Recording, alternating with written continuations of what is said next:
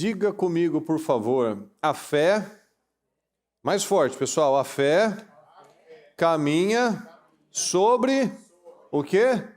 A palavra. A fé precisa de uma palavra de fé. Pedro lançou as redes sobre a palavra que ele havia ouvido do Senhor Jesus. Então a fé caminha sobre a palavra. Pedro andou não sobre as águas, mas sobre a palavra do Senhor. O Senhor falou, venha. Ele disse, se é o Senhor, manda que eu vá até o Senhor. Ele disse, então venha. E sobre aquela palavra ele caminhou sobre as águas. Sobre aquela palavra ele lançou as redes. Então sobre a palavra do Senhor nós exercitamos a nossa fé. E nós lemos aqui em Deuteronômio, a partir do 28, a partir do 1, diz assim,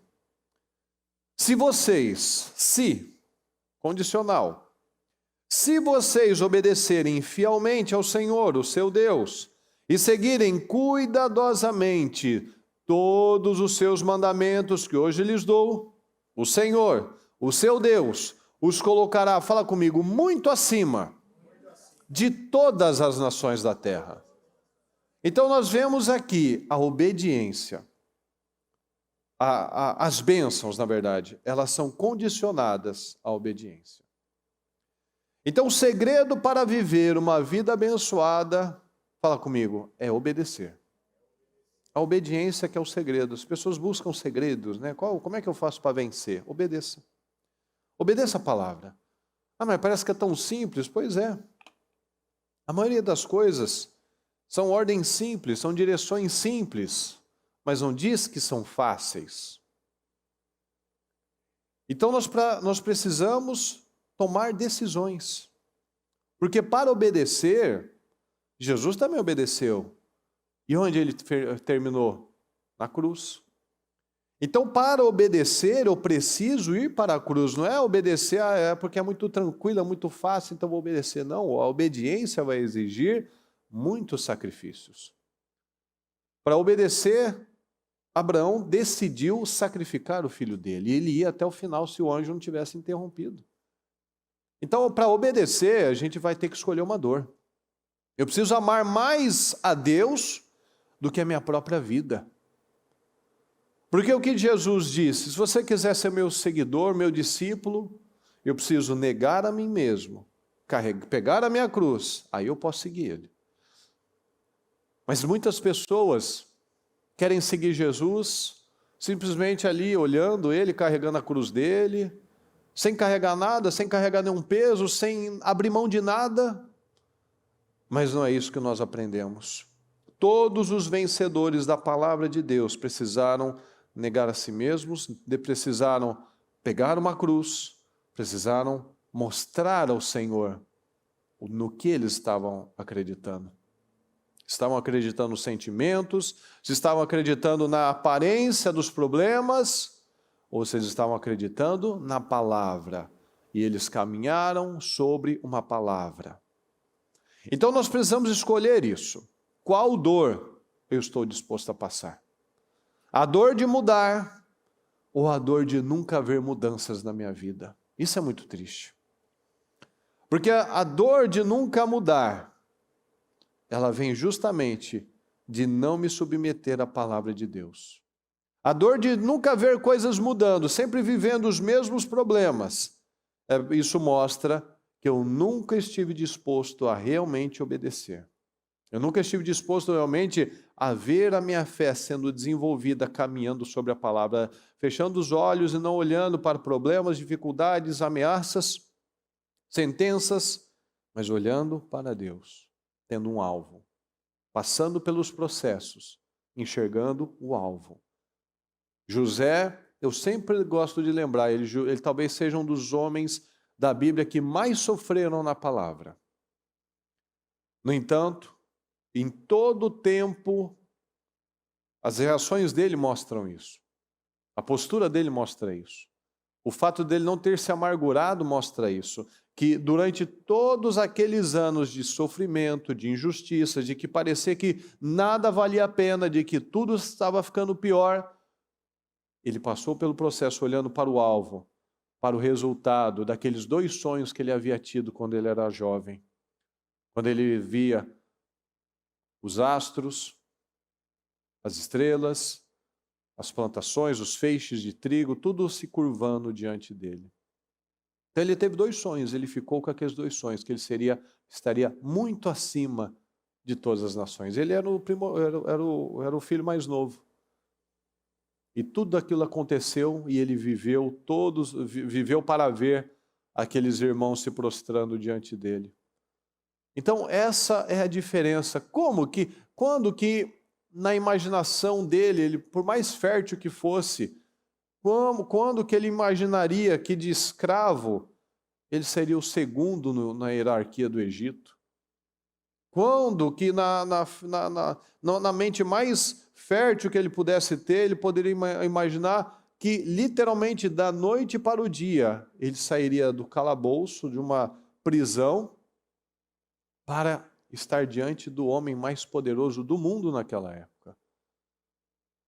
A gente podia imaginar qualquer coisa, eu vou ser uma pessoa bem-sucedida nos negócios, eu vou ser uma pessoa que vou ser bem-sucedido na política. Não, ele saiu do fundo do poço, literalmente, de uma prisão, onde vocês sabem que escravo não era gente, era coisa. Então era uma propriedade, não tinha nome, não tinha identidade, não tinha nada. Trabalhava enquanto podia trabalhar, depois era eliminado. Então não tinha nada, não tinha direito, não tinha nada. Ele era uma coisa, ele era uma propriedade, alguém comprou ele. No entanto, Deus o levantou, o faraó deu ouvidos a ele, o faraó percebeu que não havia ninguém melhor do que ele para falar, para fazer e para mudar as circunstâncias que o Egito enfrentaria. Então, a nossa atitude precisa ser essa. Eu vou confiar no Senhor. Eu vou caminhar sobre essa palavra e o Senhor vai botar o chão sob os meus pés.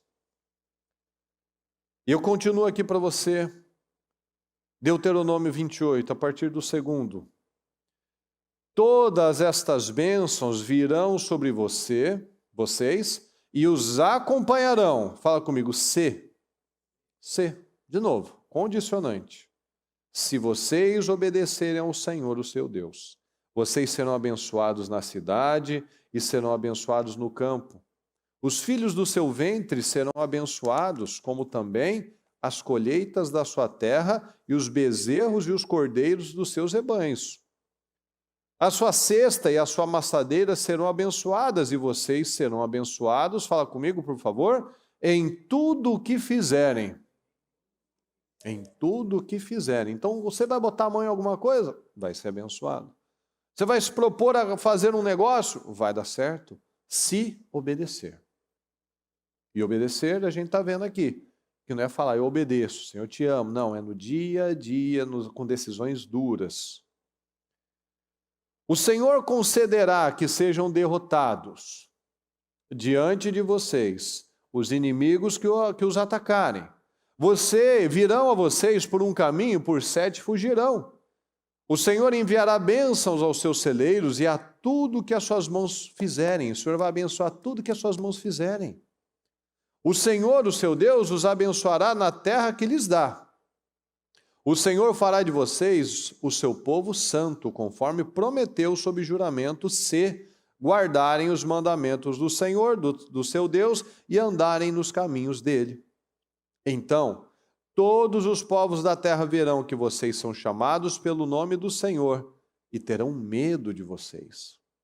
O Senhor lhes concederá grande prosperidade, no fruto do seu ventre, nas crias dos seus animais e nas colheitas da sua terra, nesta terra que ele jurou aos seus antepassados que daria a vocês. O Senhor abrirá o céu, o depósito do seu tesouro, para enviar chuva à sua terra no devido tempo e para abençoar todo o trabalho das suas mãos. Imagina Deus abrindo o céu e derramando sobre você. Vocês emprestarão a muitas nações, e de nenhuma tomarão emprestado. O Senhor fará de vocês a cabeça e não a cauda. Se obedecerem aos mandamentos do Senhor, o seu Deus, que hoje lhes dou, e o seguirem cuidadosamente, vocês estarão sempre, fala comigo, sempre, por cabeça e nunca por baixo. Então esse é o nosso lugar, cabeça e por cima. Não se desviem nem para a direita, nem para a esquerda. Não olhe para os lados de qualquer dos mandamentos que hoje lhes dou, para seguir outros deuses e prestar-lhes culto.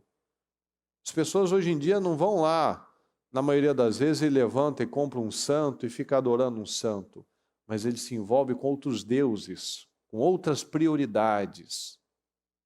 Então a palavra está nos dizendo, tudo dará certo quando eu me alinhar. Não é simplesmente, porque aqui Deuteronômio 28 diz das bênçãos da obediência, mas também tem as maldições pela desobediência.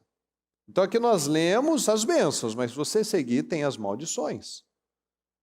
Ou seja, se eu for obediente, se eu me alinhar à palavra, eu vou ter um resultado. Se eu estiver desalinhado à palavra, eu vou ter outro resultado. Veja que com Deus não tem surpresa. Não tem assim, nossa, mas eu não sabia. Está na palavra, a lei do Senhor, a palavra do Senhor está falando, ó, vai funcionar desse jeito. E não vai funcionar se for desse jeito. Então Deus é muito claro, muito prático e muito simples. Ele deixa à nossa disposição a palavra.